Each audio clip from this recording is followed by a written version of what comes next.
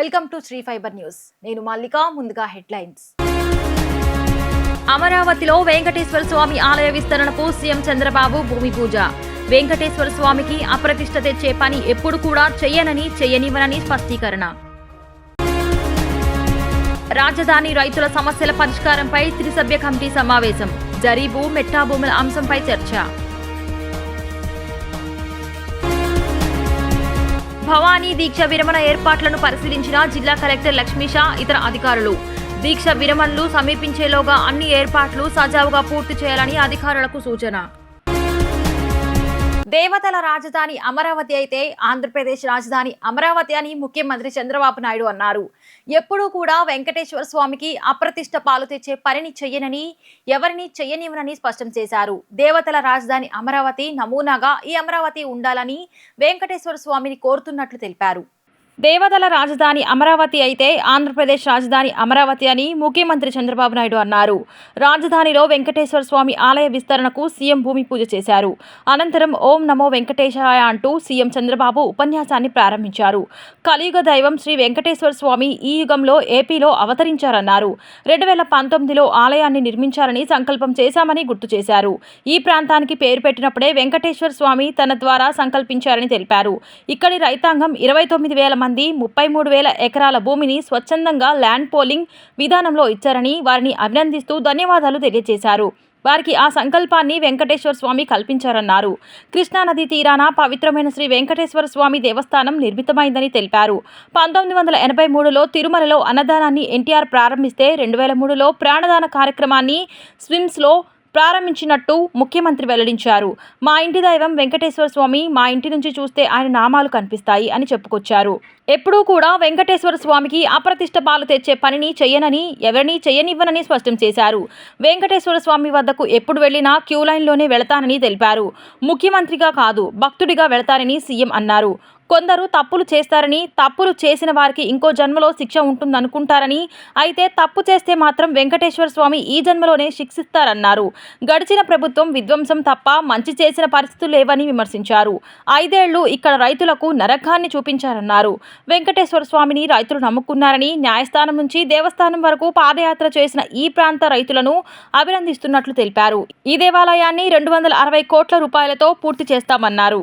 ఈరోజు మనందరం ఒకసారి ఆలోచిస్తే ఒక పవిత్రమైన దేవాలయం వెంకటేశ్వర స్వామి దేవాలయాన్ని మనం ఇక్కడ నిర్మాణం చేసుకోవాలని ఒక సంకల్పాన్ని చేశాం.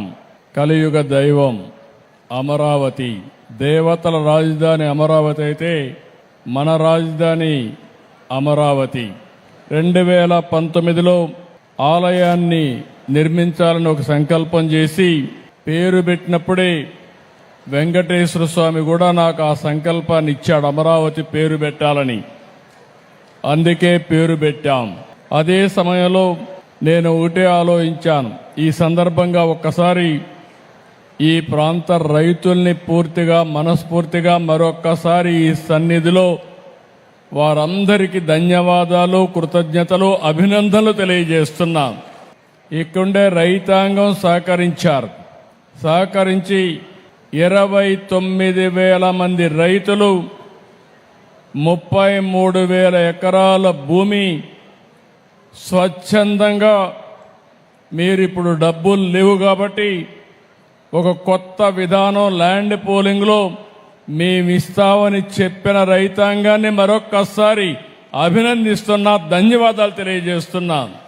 దానిపైనే ఆ సంకల్పం కూడా మీ అందరిలో వెంకటేశ్వర స్వామి కల్పించాడని నేను మనస్ఫూర్తిగా నమ్ముతున్నాను.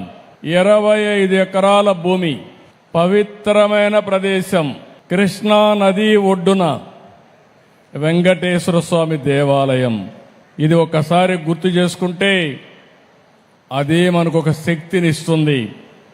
2003 నేను ఆ రోజు మీరు చూస్తే ప్రాణదానం సిమ్స్లో ప్రారంభించాను. ఎన్టీ రామారావు గారు ప్రారంభించిన కార్యక్రమం అన్నదానం 83లో ప్రారంభిస్తే నేను 2003లో ప్రాణదానాన్ని ప్రారంభించి బ్రహ్మోత్సవాల సందర్భంగా దేవునికి ప్రభుత్వ లాంఛనాలు సమర్పించే సందర్భంలో 23 క్లేమోర్ మైన్స్ నా మీద బ్లాస్ట్ చేస్తే సాక్షాత్ వెంకటేశ్వర స్వామి నాకు ప్రాణభిక్ష పెట్టాడు తప్ప ఇంకోటి కాదని చెప్పి విజ్ఞప్తి చేస్తున్నా. అది వెంకటేశ్వర స్వామి మహిమ. నేను చిన్నప్పుడు కూడా మా కుటుంబం కానీ చిన్నప్పటి నుంచి మా ఇంటి దైవం వెంకటేశ్వర స్వామి. అందుకే నేను ఎప్పుడు కూడా వెంకటేశ్వర స్వామికి గాని అప్రతిష్ట పాలొచ్చే ఏ పని చెయ్యను, ఎవరిని చెయ్యనియనని మరొక్కసారి మీ అందరికీ విజ్ఞప్తి చేస్తున్నా. కలియుగ దేవుడు అనుకున్నప్పుడు, ఆ దేవుడి సన్నిధిలో మనం ఉన్నప్పుడు ఒక పవిత్రత ఉండాలి, ఒక పరిశుభ్రత ఉండాలి, స్వచ్ఛమైన ఆలోచనలు ఉండాలి. అప్పుడే దేవుడికి నిజమైనటువంటి భక్తితో మనం పనిచేసే పరిస్థితి వస్తుందని చెప్పి కూడా నేను మీకు తెలియజేస్తున్నా. అందుకే మీరందరూ ఒక్కసారి ఆలోచిస్తే, నేను ఎప్పుడు పోయినా వెంకటేశ్వర స్వామి దగ్గరికి పోతే ఎప్పుడు కూడా క్యూలోనే పోతాను. ఇప్పుడు కూడా నేను ముఖ్యమంత్రిగా అక్కడ వెళ్ళను, ఒక భక్తుడిగా వెళతాను, ఒక భక్తి భావంతో వెళ్తాను. వెళ్ళినప్పుడు అక్కడ సామాన్య భక్తుడిగానే ఉండాలి తప్ప ఒక ముఖ్యమంత్రిగా పెత్తందారిగానో లేకుంటే హోదాతో ఉండడం కరెక్ట్ కాదనేది నా భావన. నేను వెంకటేశ్వర స్వామిని చూశాను. కొంతమంది తప్పులు చేస్తారు, తప్పులు చేస్తే చాలాసార్లు చెప్పేవాళ్ళు. కొంతమంది మనం అనుకుంది వేరే జన్మలో మనల్ని శిక్ష పడుతుంది, మనం నష్టపోతాం అనుకుంటాం. కానీ వెంకటేశ్వర స్వామి మాత్రం ఈ జన్మలోనే తప్పు చేసిన వాళ్ళకి శిక్షిస్తాడని కూడా మీ అందరికీ విజ్ఞప్తి చేస్తున్నా. ఇది నా అనుభవం. రాజధాని రైతుల సమస్యల పరిష్కారంపై త్రిసభ్య కమిటీ మరోసారి సమావేశమైంది. రైతుల ప్లాట్లకు హద్దురాళ్లు వేసి వెంటనే అభివృద్ధి పనులు చేపట్టాలనే చర్యలు తీసుకోవాలని కమిటీ నిర్ణయించింది. గుంటూరు, మంగళగిరి నుంచి అమరావతికి వచ్చే రోడ్ల అభివృద్ధి పైన కమిటీలో చర్చ జరిగింది. ఈ నెల 29 ఉదయం మరోసారి సమావేశం కావాలని కమిటీ నిర్ణయించింది. రాజధాని రైతుల సమస్యల పరిష్కారంపై త్రిసభ్య కమిటీ మరోసారి సమావేశమైంది. జరీబు, మెట్టా భూముల అంశం, గ్రామ కంఠాలు, అసైన్డ్ లంకా భూముల రైతుల సమస్యల పరిష్కారంపై చర్చించారు. వీలైనంత వరకు త్వరితగతిన సమస్యల పరిష్కారంపై కమిటీ దృష్టి పెట్టింది. రైతుల ప్లాట్లకు హద్దురాళ్లు వేసి వెంటనే అభివృద్ధి పనులు చేపట్టేలా చర్యలు తీసుకోవాలని కమిటీ నిర్ణయించింది. గుంటూరు, మంగళగిరి నుంచి అమరావతికి వచ్చే రోడ్ల అభివృద్ధిపైన కమిటీలో చర్చ జరిగింది. ఈ నెల 29 ఉదయం మరోసారి సమావేశం కావాలని కమిటీ నిర్ణయించింది. ఈ సమావేశానికి కేంద్ర రాష్ట్ర మంత్రులు పెమ్మసాని నారాయణ, ఎమ్మెల్యే శ్రావణ్ కుమార్ అధికారులు హాజరయ్యారు. కాగా ఈ నెల 22వ తేదీన తొలి సమావేశం జరగగా 6 నెలల్లో రైతుల సమస్యలు పరిష్కరిస్తామని కమిటీ సభ్యులు హామీ ఇచ్చారు. కేంద్ర మంత్రి పెమ్మసాని అధ్యక్షతన సమావేశం జరిగింది. సమస్యలను ఏ విధంగా చర్చించాలన్న దానిపై సమావేశంలో చర్చించిన విషయం తెలిసిందే. రైతులు ఎవరూ కూడా అపోహలు నమ్మొద్దని అన్నారు. 6 నెలల్లో సమస్యలను పరిష్కరిస్తామని కేంద్ర మంత్రి పెమ్మసాని స్పష్టం చేశారు. వీరమల్లకు తరలివచ్చే లక్షలాది భక్తులకు అసౌకర్యం కలగకుండా అన్ని ఏర్పాట్లు చేస్తున్నామని జిల్లా కలెక్టర్ లక్ష్మీషా తెలిపారు. ఇప్పటికే పనులన్నీ చురుగ్గా సాగుతున్నాయన్నారు. దీక్ష విరమణలు సమీపించేలోగా అన్ని ఏర్పాట్లు సజావుగా పూర్తి చేయాలని సంబంధిత అధికారులకు ఆదేశాలు జారీ చేశారు. భవానీ భక్తులు గుడికి వచ్చి అమ్మవారిని దర్శించుకొని ఇరుముడులు సమర్పించి తిరుగు ప్రయాణమయ్యే వరకు ఎలాంటి ఇబ్బంది తలెత్తకుండా చూస్తామని స్పష్టం చేశారు. ఇంద్రకీలాద్రిపై భవానీ దీక్ష విరమణల కోసం జరుగుతున్న ఏర్పాట్లను పరిశీలించారు. ఎన్టీఆర్ జిల్లా కలెక్టర్ లక్ష్మీషా, నగర పోలీస్ కమిషనర్ రాజశేఖర్ బాబు, ఆలయ ఈవో సీనా నాయక్, ఇంకా వివిధ శాఖల అధికారులు సెంట్రల్ కమాండ్ కంట్రోల్ సెంటర్లతో సహా పలు ప్రదేశాలను పర్యవేక్షించారు. ఈ ఏర్పాట్లలో భక్తుల సౌకర్యాలను పరిశీలించారు. భక్తులకు ఎటువంటి అసౌకర్యం కలగకుండా ఏర్పాట్లు చేయటం పట్ల సంతృప్తి వ్యక్తం చేశారు. క్యూ లైన్లు, దర్శన సౌకర్యాలు, అన్నదానం, ప్రసాదాల పంపిణీ కౌంటర్లు, భక్తుల ఇరుముళ్లు సమర్పించేందుకు జరుగుతున్న ఏర్పాట్లను వారు తనిఖీ చేశారు. ఈ సందర్భంగా వారు మాట్లాడుతూ భవానీ దీక్ష విరమణలకు తరలివచ్చే లక్షలాది భక్తులకు అసౌకర్యం కలగకుండా అన్ని ఏర్పాట్లు చేస్తున్నామని తెలిపారు. ఇప్పటికే పనులన్నీ చురుగ్గా సాగుతున్నాయన్నారు. దీక్షా విరమణలు సమీపించేలోగా అన్ని ఏర్పాట్లు సజావుగా పూర్తి చేయాలని సంబంధిత అధికారులకు ఆదేశాలు జారీ చేశారు. భవానీ భక్తులు గుడికి వచ్చి దర్శించుకొని ఇరుముళ్లు సమర్పించి తిరుగు ప్రయాణమయ్యే వరకు ఎలాంటి ఇబ్బంది తలెత్తకుండా చూస్తామని స్పష్టం చేశారు. భక్తుల భద్రతకు కూడా ఇబ్బందులు లేకుండా పటిష్టమైన బందోబస్తు ఏర్పాట్లు చేస్తున్నామని వివరించారు. కొన్ని ఫెసిలిటీ పెంచేలా కొన్ని డిసిషన్ తీసుకోవడం జరిగింది. ముఖ్యంగా అన్నదానం కౌంటర్స్, అలాగే లడ్డు కౌంటర్స్, అలాగే స్నానం జల్లు పెంపొందించడము, అలాగే వచ్చే వాళ్ళకి మంచి ఎక్స్పీరియన్స్ ఇచ్చేలాగా ఫెసిలిటీస్, యాక్సెస్ అయితేనేంటి, లేదా అక్కడ శానిటేషన్ అయితేనేంటి, లేదా అక్కడ పెట్టే వస్తువుల గురించి అయితేనేంటి, అన్ని రకాలుగా జాగ్రత్తలు చేసుకొని వచ్చే భవానీలు అత్యంత సంతృప్తికరంగా అమ్మవారిని దర్శనం చేసుకొని భవానీ దీక్షను విరమణ చేసుకొని అనంతనం తీసుకొని హ్యాపీగా ఇంటికి వెళ్ళేలాగా అన్ని ఏర్పాట్లు చేయడం జరిగింది. ఎలాగైతే దసరాలో వచ్చే భక్తాదులకి మంచి అనుభూతి ఇచ్చి ఒక మంచి ఎక్స్పీరియన్స్ పంపించాము, అలాగే ఈసారి కూడా భవానీ విరమణ దీక్షలు కూడా వచ్చే భవానీలకి మంచి అనుభూతి అలాగే మంచి ఎక్స్పీరియన్స్ ఇచ్చి పంపించడానికి అన్ని ఏర్పాట్లు చేశాము. దీంట్లో నాకు ఒకటే రిక్వెస్ట్ ఏంటంటే, ఇప్పుడే సిపి గారు అలాగే అధికారులందరూ మనం మాట్లాడుకున్నాము, గురుస్వాములు ఎవరైతే ఉంటారో మీకు ఒక యాప్ ఇవ్వడం జరుగుతుంది. దయచేసి మీ దగ్గర నుంచి ఎంతమంది భవానీలో దీక్ష తీసుకుంటున్నారు, ఎంతమంది వస్తున్నారు అనేది మనం కొంచెం ముందుగానే ఇన్ఫర్మేషన్ ఆ యాప్లో ఇవ్వగలిగితే ఇక్కడ ఏర్పాట్లు చేయడానికి చాలా అనుకూలంగా ఉంటుంది. వచ్చేవాళ్ళకి ఎక్కడ ఇబ్బంది లేకుండా చూసుకోగలుగుతాము. ఇదే కాకుండా లడ్డు ప్రసాదం కూడా ఆన్లైన్ అలాగే క్యూఆర్ కోడ్ ఆప్షన్ కూడా ఈసారి ఇస్తాము. మీరు ఆన్లైన్లోనే మీ మొబైల్ ద్వారా బుక్ చేసుకోవచ్చు, క్యూ లైన్లో వెళ్తున్నప్పుడు బుక్ చేసుకోవచ్చు. అలాగే వీళ్ళంత వరకు మొబైల్ పేమెంట్, ఈ పేమెంటు లేదా యూపీఐ పేమెంటు, ఫోన్పేనే వాడండి. క్యాష్ కొంచెం తగ్గించి ఆన్లైన్ కొనుక్కుంటే మీకు ఈజీగా ఇవ్వడానికి మనకు అవకాశం ఉంటుంది. సో క్యాష్ కూడా ఉంటుంది కానీ కొంచెం చిల్లర ఉండదు, అది ఉండదని కొంచెం అక్కడక్కడ ఇబ్బంది అవుతుంది. దయచేసి వచ్చే భవానీలో భక్తాదులు ఆన్లైన్ బుకింగ్ చేసుకొని లడ్డు మీకు ఎంతైనా బుక్ చేసుకోండి. ఆన్లైన్ బుక్ చేసుకుంటే నాకు 2 అడ్వాంటేజెస్. ఒకటి, ఎన్ని లడ్డు కావాలో అని ముందుగానే మనం తయారు చేసి పెట్టుకోవచ్చు. అట్లాగే ఈ చేంజ్ ఉండదు అని అక్కడ డిలే అయ్యే అవకాశం ఉండదు. కాబట్టి దయచేసి ఈ 2 అందరూ సహకరించాలి. సో దయచేసి వచ్చే భక్తాదులకి వచ్చే భవానీలకి నా రిక్వెస్ట్ అధికారులు అలాగే అక్కడ పోలీస్ డిపార్ట్మెంట్స్ ఇచ్చే సలహా సూచనలు పాటిస్తూ మీరు అమ్మవారిని అత్యంత సంతృప్తికరంగా చూసుకొని వెళ్ళాలని కోరుకుంటున్నాను. భక్తులు విపరీతంగా వస్తున్నారు. లాస్ట్ టైం మనము 12 లక్షలు 13 లక్షలు అనుకున్న భక్తులు 20 లక్షల దాకా వచ్చారు. భవానీలు కూడా ఎక్కువ సంఖ్యలో ఈసారి మాలాధారణ చేసుకొని ఉన్నారు. అదేవిధంగా అయ్యప్ప స్వాములు కూడా చాలామంది ఈ లాస్ట్ 10-15 డేస్లో చూస్తున్నాము. వారి తాకిడి కూడా ఎక్కువైంది. కాబట్టి మీరందరూ కూడా సహకరించాల్సిందిగా కోరుతున్నాం. ఈసారి ఎక్కువ సౌకర్యాలు, ఎక్కువ వసతి సౌకర్యాలు పెంచుతున్నాము. ఘాట్లో కావచ్చు, అదేవిధంగా కేసు ఖండన శాల కావచ్చు, అదేవిధంగా హోమగుండం కావచ్చు, ఇరుముడి స్టాండ్స్ కావచ్చు, అన్నదానం కావచ్చు, అన్నీ కూడా అంతకు మునుపున్న వసతుల కంటే ఈసారి రెట్టింపు చేస్తున్నాం, డబల్ చేస్తున్నాము. సో కాబట్టి ఎటువంటి ఇబ్బంది లేకుండా మా వైపు నుంచి మేము అన్ని జాగ్రత్తలు తీసుకుంటూ అన్ని సౌకర్యాలు కల్పించడానికి కట్టుబడి ఉన్నాము. భక్తులు కూడా మాతో సహకరించాల్సిందిగా కోరుకున్నాను. బందోబస్తు మామూలుగా దసరా టైంలో 3 షిఫ్ట్స్లో పనిచేస్తారు. బట్ ఇప్పుడు ఏంటంటే 2 షిఫ్ట్స్లో పనిచేస్తారు. 5 రోజులే కాబట్టి దాదాపు 3000 మందితో మనము బయట నుంచి పోలీస్ సిబ్బంది వస్తారు. పోలీస్ సిబ్బంది కూడా ఈసారి పోయినసారి కంటే కూడా బాగా చేసేటట్టు, అదేవిధంగా హోల్డింగ్ ఏరియాస్ కూడా ఈసారి కొంత డిజైన్ జాగ్రత్తగా మార్చుకొని మనము చేస్తున్నాము. కొన్ని ఫుట్ ఓవర్ బ్రిడ్జెస్ కూడా 1 or 2 ఫుట్ ఓవర్ బ్రిడ్జెస్ కూడా చేసి ఇంకొద్దిగా స్ట్రీమ్ లైన్ చేయడం. మామూలు కంటే కూడా పోయినసారి కంటే కూడా ఈసారి టెక్నాలజీ వినియోగం కూడా చాలా ఎక్కువ ఉంటుంది. ఎటువంటి సమస్యలు లేకుండా, అదేవిధంగా సమన్యాయంతో ఎవరు ఎటువైపు నుంచి వచ్చినా కూడా ఒకే టైంలో బయటకు వచ్చేటట్టు ఈసారి ప్లాన్ చేస్తున్నాము. ఇబ్బంది లేకుండా చూసుకుంటాం. ఆంధ్రప్రదేశ్ రాజధాని అమరావతిలో ఏర్పాటు కానున్న ఆర్డీఐ ప్రాంతీయ కార్యాలయ నిర్మాణం, మరో 25 జాతీయ ప్రైవేట్ ప్రభుత్వ రంగ బ్యాంకుల నూతన భవనాలకు ఈ నెల 28న కేంద్ర ఆర్థిక శాఖ మంత్రి నిర్మలా సీతారామన్ శంకుస్థాపన చేయనున్నారు.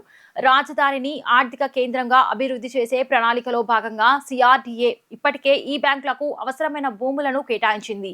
ఒకే రోజున ఇన్ని బ్యాంకుల భవనాలకు శంకుస్థాపన చేయడం ద్వారా అమరావతి అభివృద్ధికి, రాష్ట్ర ఆర్థిక వ్యవస్థకు నూతన ఉత్తేజం లభిస్తుంది. ఈ పరిణామం అమరావతి భవిష్యత్తుపై పెట్టుబడిదారులో విశ్వాసాన్ని పెంచేందుకు దోహదపడుతుంది. అమరావతిలో జరిగే బ్యాంకుల శంకుస్థాపనపై మరింత సమాచారం అమరావతి నుంచి మా ప్రతినిధి లిఖిత అందిస్తారు.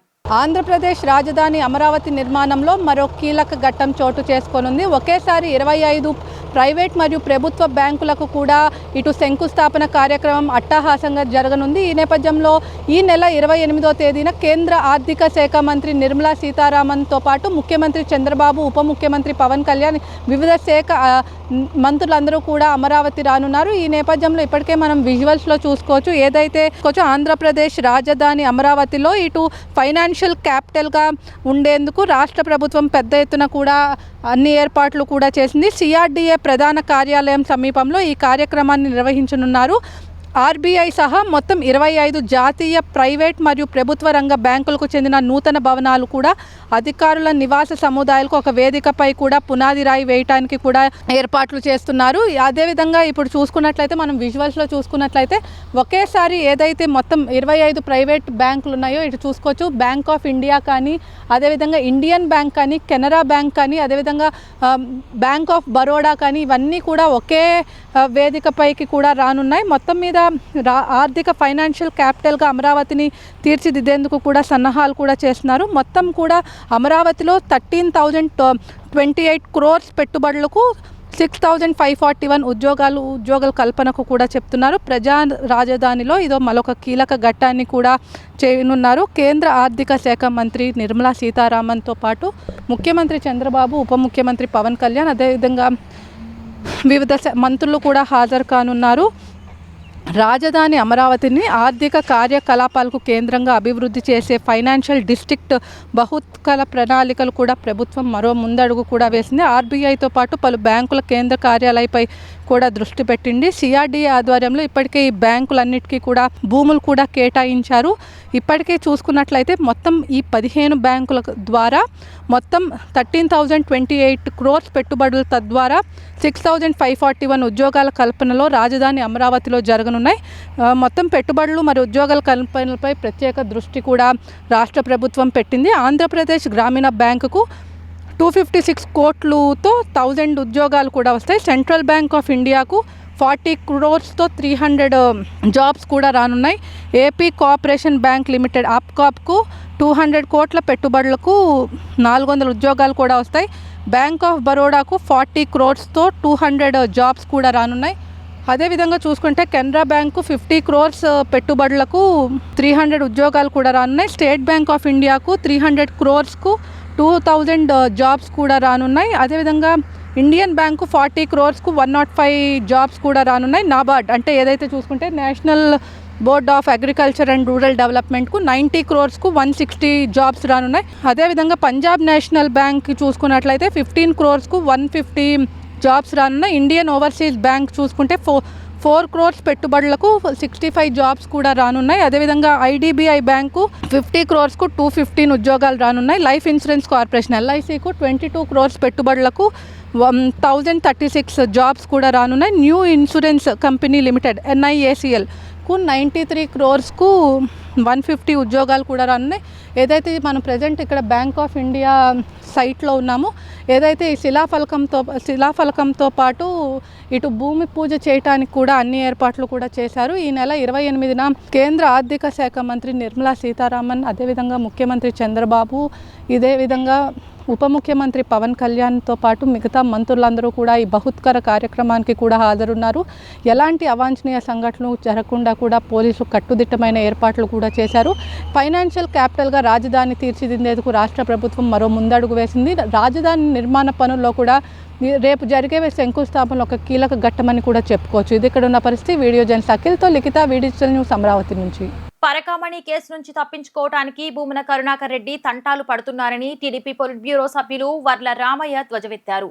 నైలు నదిలో కంటే కోట్ల అవినీతి డబ్బు అనే మొసళ్లు ఆయన ఇంట్లో ఉన్నాయని ఆరోపించారు. పరకామణి చోరీ కేసులో నిందితుడు అయిన కుటుంబ సభ్యులతో భూమన ఎన్నిసార్లు ఫోన్లో మాట్లాడారనే కోణంలో దర్యాప్తు చేయించారని వర్ల రామయ్య డిమాండ్ చేశారు. టీటీడీ మాజీ చైర్మన్ భూమన కరుణాకర్ రెడ్డిపై తెలుగుదేశం పార్టీ పొలిట్ బ్యూరో సభ్యులు వర్ల రామయ్య తీవ్ర స్థాయిలో విరుచుకుపడ్డారు.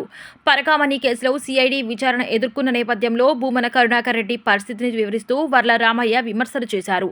సిఐడి దర్యాప్తు తర్వాత భూమన కరుణాకర్ రెడ్డి కుడితిలో పడ్డ ఎలుకల, శ్లేష్మంలో చిక్కుకున్న ఈగల, సాలెగూడులో ఇరుక్కున్న పురుగుల, దొంగకు తేలికుట్టినట్లు తల్లడిల్లుతున్నారని ఘాటు వ్యాఖ్యలు చేశారు.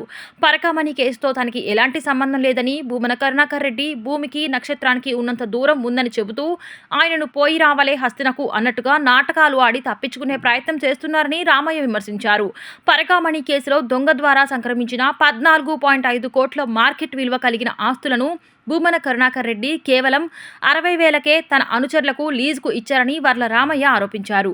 ఈ ఆస్తుల గిఫ్ట్ను బోర్డు మీటింగ్లో హడావిడిగా టేబుల్ ఐటెంగా పెట్టడం వెనుక ఉన్న అంతర్యం ఏమిటో భూమన చెప్పాలని ఆయన డిమాండ్ చేశారు.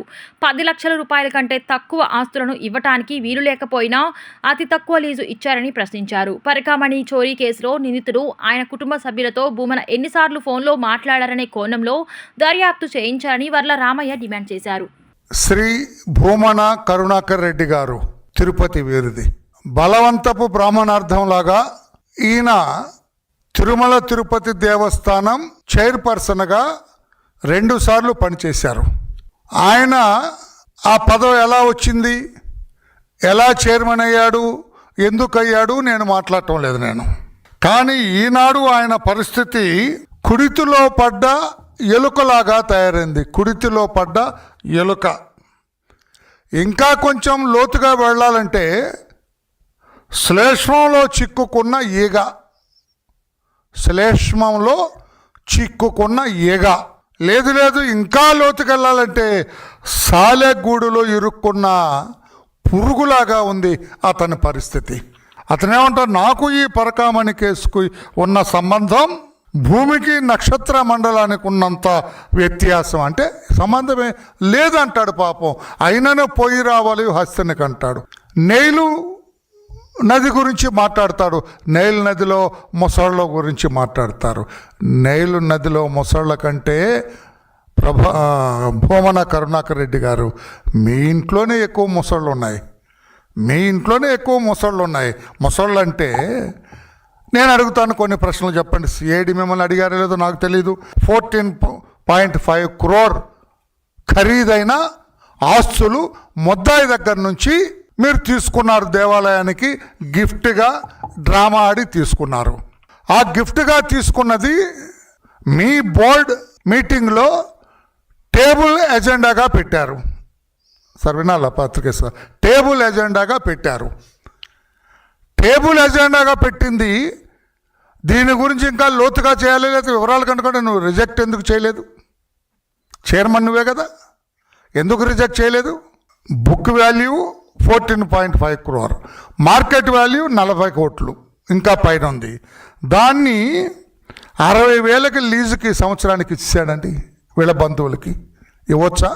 ఏదైతే క్రైమ్ ప్రాపర్టీ ఉందో, ఏదైతే నువ్వు టేబుల్ ఎజెండాగా పెట్టావో దాన్ని మీ సన్నిహితులకి ఆ 60,000 రూపాయలకి ఇస్తావా? నన్ను అడిగితే 10 లక్షల రూపాయలకు తక్కువ ఇవ్వటానికి లేదు. 10 లక్షల రూపాయల కంటే తక్కువ ఇవ్వటానికి లేదు. ఎందుకు? నువ్వు కదా కారణం, నువ్వు చేసింది కాదా?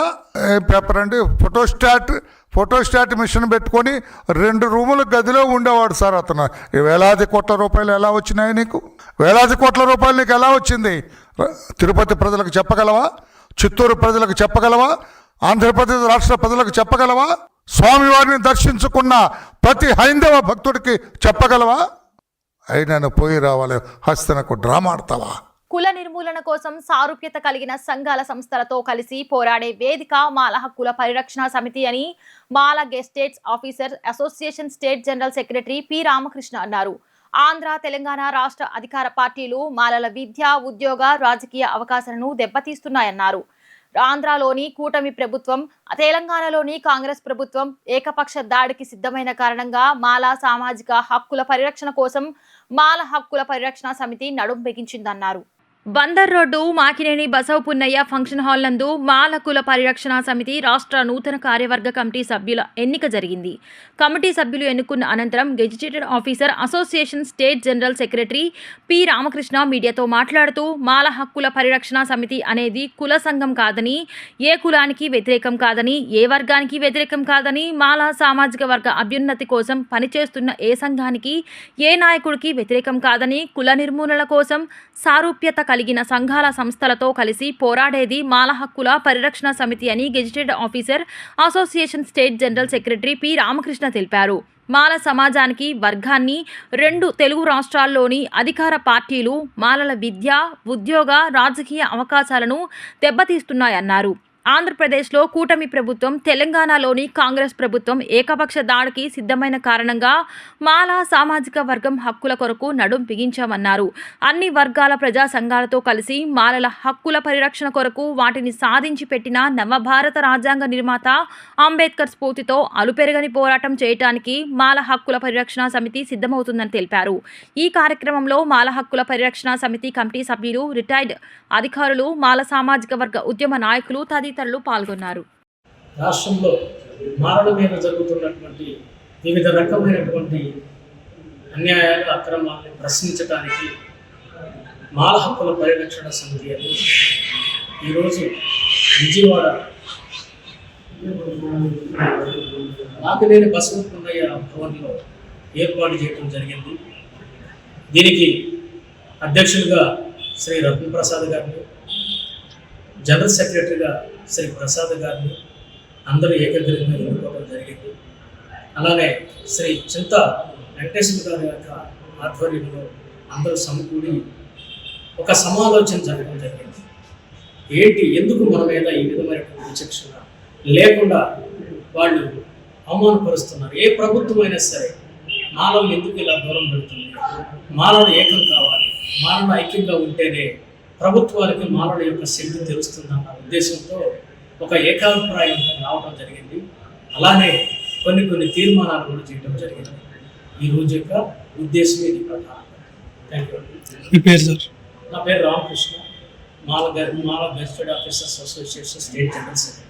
రాజకీయాలంటే భయపడే రోజులొచ్చాయని శాసనసభ స్పీకర్ చింతకాయల అయ్యన్న పాత్రుడు అన్నారు. రాజకీయాలు ఎందుకు అని ఆలోచించే స్థాయికి ప్రజలు వచ్చారని తెలిపారు.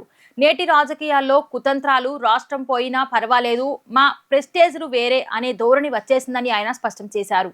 దేశం, రాష్ట్రం, గ్రామం నాది అన్న ఫీలింగ్ రావాలి. ఇది సాకారం కావాలంటే భావి పౌరులు రాజకీయాల్లోకి రావాలని, స్వచ్ఛమైన మనసుతో రాజకీయాలు చేస్తే రాష్ట్రం, దేశం ఎందుకు బాగుపడవని శాసనసభ స్పీకర్ చింతకాయల అయ్యన్న పాత్రుడు అన్నారు.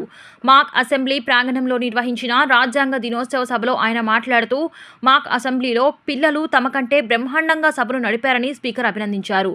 వీరు డిగ్రీలు పాస్ అయి రాజకీయాల్లోకి వస్తే ఇంకెంత బాగా మాట్లాడతారో అంటూ అభినందించారు.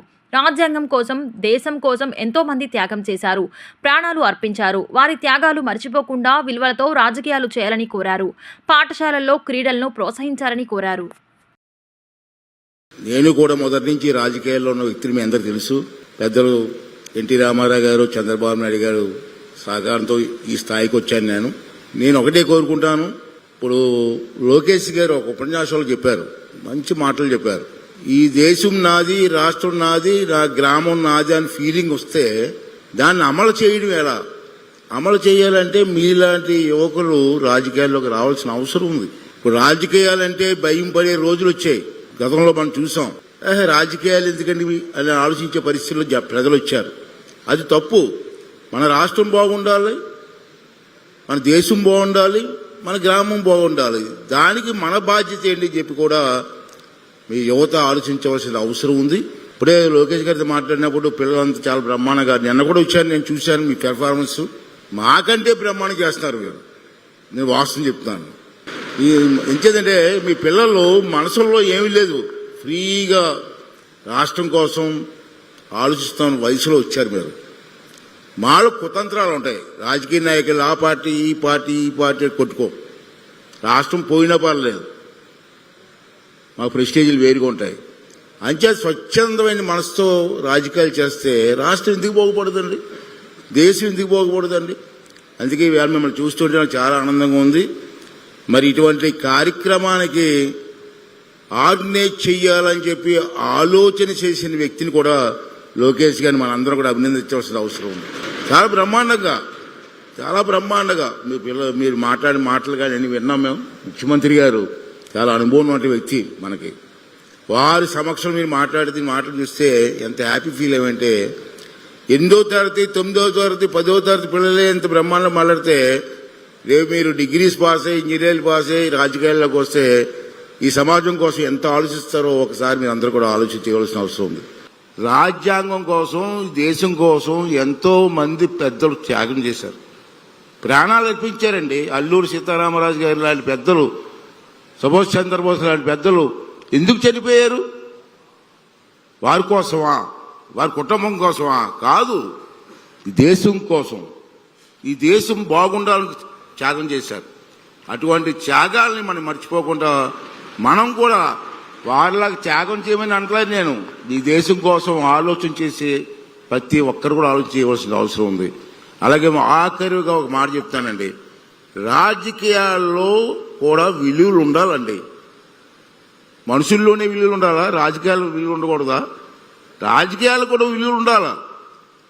సరే, ప్రజలు ఎవరిని ఎన్నుకుంటారు. కొంతమందిని అధికార పార్టీలు ఎన్నుకుంటారు, కొంతమందిని అపోజిషన్ పార్టీలు ఎన్నుకుంటారు. కానీ అందరం కూడా రాష్ట్రం కోసం పనిచేయాలా?